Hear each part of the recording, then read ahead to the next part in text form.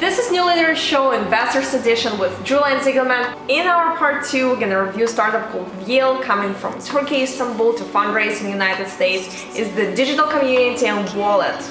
Interested to see the red flags for the startup and the industry intricacies. Stay tuned today with me and Julian Zegelman.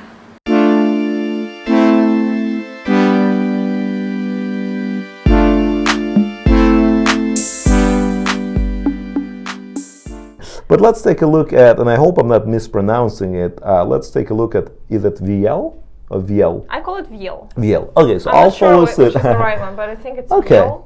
So I'm going to look at Viell, and again, we'll do the same exercise. It's the blurb in the email. So I'm looking. Viell is a networking-focused digital membership club and wallet. Acts as an advertising platform for brands and agencies. Digital wallet shop with earn credits. There is an App Store link. There is a launch event. Couple of things right away. First of all, there is no what I call hooks. Right. So we live in a time of an attention span of about 5 seconds. Golden fish? Goldfish. Yeah, I think probably even, I think we've evolved the species beyond the goldfish, and we're about to get to the level of microbes that live in hot baths in Peru, right? So, and we really are going down that attention tree. And I call them hooks. In a good sense, you want to hook the reader and force the reader to read on. Mm-hmm. You don't want to scream like this is a multi-billion-dollar opportunity, we're the killer of Facebook, we're like the Uber for something. No. You want to give tangible, real little data points that a cynical mind like mine could cling to and say that, well, there's something there. Mm-hmm. Team. So there's nothing here about the team, and right away this is, that's a big red flag. In the blurb, you always want to say something cool about the team, right? Mm-hmm. You want to humanize the experience. So, because sometimes, for example, also, I'm going to sidetrack a little. And I know this, I'm not going to, this is a little different because the emails went to you and you forwarded them to me. But if the emails go straight to me, do a little bit of research. Without trying to be cheesy, try to find some commonality. School. Maybe you or one of the team members went to the same schools I did.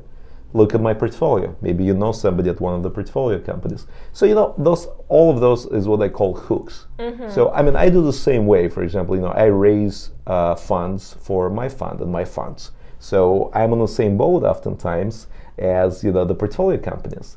Whenever I'm reaching out to a new connection, be it an entrepreneur I want to talk to because I like their company, a potential investor in my fund, a potential acquirer of one of my portfolio companies, it's all about building that commonality. And there's nothing here, right? So, in another thing is that there is what I call sector bias. There's certain sectors that software VCs, and I'm one of them, I'm primarily a software VC, really are not that excited about.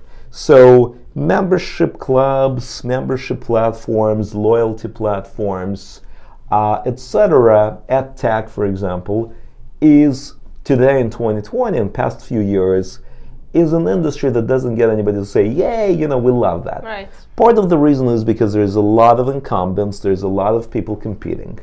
The brands are tired, the marketing budgets are limited, and the agencies typically rule the marketing budgets. Also, there is a lack of big exits in the space. Also, the experiences of Groupon and some of the other companies, the big coupon craze and the daily, discount craze a few years ago, that all fizzled out. So, if I wasn't in this show, this is frankly an email where I would not go to the deck. Mm-hmm. Because the company so far hasn't given me any reasons to go to the deck. No team, no hooks, no commonality, and doing what I do, which is primarily investments in software as a service, AI, machine learning, cloud computing, digital health. This is outside of my space. But because we're here, we're going to go through the exercise. So I'm opening up the deck for Viell, and let's take a look. And I may be completely wrong, and maybe I'll change my mind after reviewing the deck. So let's see. So, Anastasia, if it wasn't for the fact that we're going to go through this exercise here, as we discussed, because the email from Viell really lacked some hooks to get me into it and hook me up and make me review the deck, this is a case where I wouldn't go to the deck.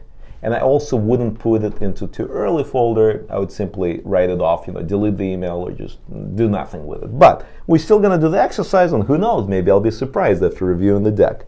So we're reviewing the deck for Viell, and I want to remind you that Viell is a network, a new age digital membership club for people in the creative industries. Very well done, very appealing deck, very good design, easy on the eye. So the product, I can look, there's some screenshots, nothing revolutionary, typical app that's done in 2020 by good designers, so it doesn't surprise me, it doesn't make me upset, I'm neutral. It looks like members can connect with like-minded people, explore exciting content, grow their circles globally. Big personal bias and red flag. I am not a social media investor at all. And even social media investors typically will tell you that unless the company comes from somebody who's done it before in the social media space and successfully built and sold companies, or the company has viral effects and can show you a fast-growing audience and some early signs of monetization, this right away is going to get this very tired, oh my god, another social network. And this is, so again, I probably at this point would not keep reviewing the deck, but I'm still going to go through the exercise. So Viell, so I'm looking at, I realize it's a social media network. Right away, big bias, a lot of bias in the investor community against upstart social networks.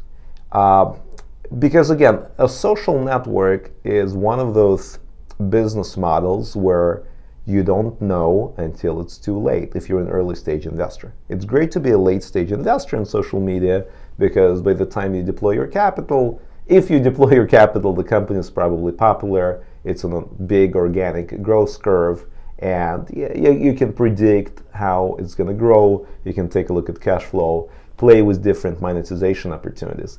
If you're an early stage investor in social networks, you're either extremely good at predicting what the audience likes and what the latest trend is, or you're simply foolish, but you could still get lucky.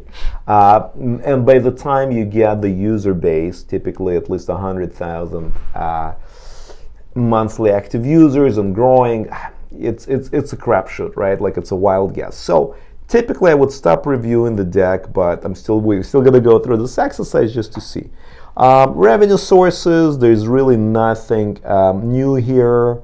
You've got some premium memberships, so it's a freemium model. There's a digital wallet for in-app purchases. You're gonna sell ads. Really, I mean, I'm trying to there's a lot of, they're talking about scalability. It's all, future forecasts. It looks like the company hasn't launched yet. It sounds like maybe it launched in Istanbul in Turkey. It doesn't look like it launched in the US. They're raising, so they're talking about how much they raised before, and they're talking about how much they're raising now. Yeah, that's actually good because, for example, somewhere in the conversation, somewhere in the deck or the email, it's not a bad idea, and I know this changed. Back in the old days, like when I was starting out in the venture capital community, the lesson... How long ago was it? Well, it depends how you view it. I got involved with I co-founded my first startup as a college student at UC San Diego in 1999. That was my first startup experience. I think I made my first angel investment in 2007. So if you talk about investment career, so probably about 13 years ago, 12, 13 years ago. So, back in those days, they always told you if you were an entrepreneur, don't talk about the money until there is a conversation, the VC asks, it's not relevant information. Now, because so much of deal flow comes at you electronically, that's one big data point, because I want to know how much are you raising, what is the valuation, how much you raised prior to date, who are the prior investors, if you disclose that, because that helps me. If I like the opportunity, then it helps me right away assess, is this opportunity right for my fund?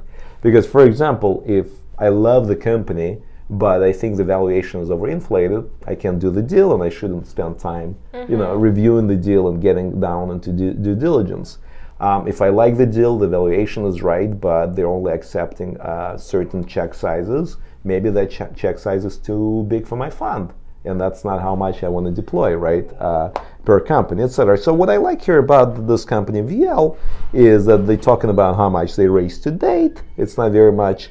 They're talking about how much they're raising, that they're going to get 9 months runway. They talk about use of funds, which is what are we going to spend the money on. I like that a lot. I see a lot of very fancy brands here as references. And like we were talking in the prior example, tell me more.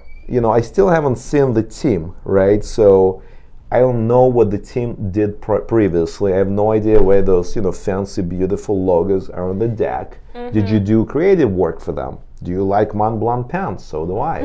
You like Omega watches? So do I. I also like Monte Grappa pants, and I have them. Okay, so the startup's starting to have a chance with you. No, not necessarily, because again, like it's about like, okay, so but what's what is the connection, right? What is the connection? Right. Tell me. So then they're talking about competition, which, for example, I know one of those companies quite well. They're talking about Velocity Black, which is a UK-originated concierge and digital members club. I also know Small World. It's a social network that actually did go public, but 83 million, which is good, but in the VC world is not great.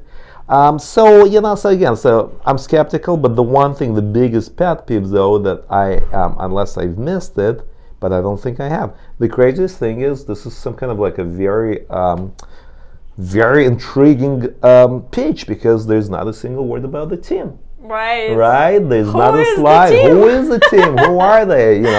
Are they like Satoshi Nakamoto of Bitcoin fame? Are they the unmentionables? But all jokes aside, that's a big no-no. Your team slide should go in pretty early on, because you want to set the context for what the team did and who you are. So this one is definitely, for all the big reasons we discussed, they wouldn't get a chance to even get me on the deck. For all those big reasons. And funny enough, I actually met with the founder in person. So they do exist. Yesterday. Okay. They do exist. They do exist. And perfect, yes. I would say one of the things that is missing in this deck specifically, the founder and his pitch in person is so strong, and he is so confident about his experience of his team, his network, their traction in Istanbul, and we don't see it here. Yes, and that's very important, because any traction you can show, experience of the team, your past experience, what drove you to start this company, those are all very, very important.